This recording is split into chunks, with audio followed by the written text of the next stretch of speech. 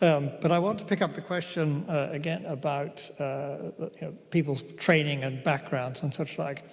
I mean, when I actually took an undergraduate degree in international relations, which was a joint degree between history and political science at the University of British Columbia, which was quite progressive in that sense.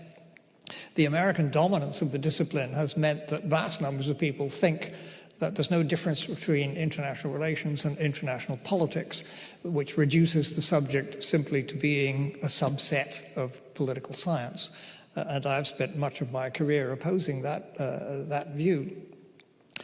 So I want to morph that into what Chris said in his first intervention, that international relations isn't a discipline. A lot of people think that, but I disagree. It seems to me it's certainly a bit different as a discipline. A lot of the other disciplines in the social science are defined by a certain type of behavior, political behavior or social behavior or economic behavior or legal behavior.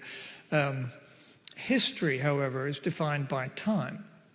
And it seems to me that international relations as a discipline is defined by the fact that it deals with the macro side of everything. And so it deals with the big side of politics and the big side of economics and of law and all of those kind of macro sides of the social sciences and history. And it combines those things in that big picture perspective.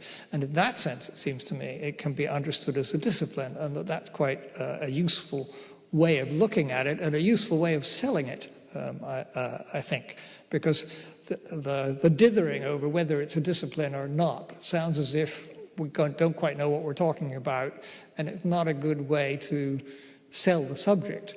But if you style it as being about the macro side of things and what that looks like and how all of those different chopped up disciplines interrelate with each other at that higher level, then I think it begins to make more sense.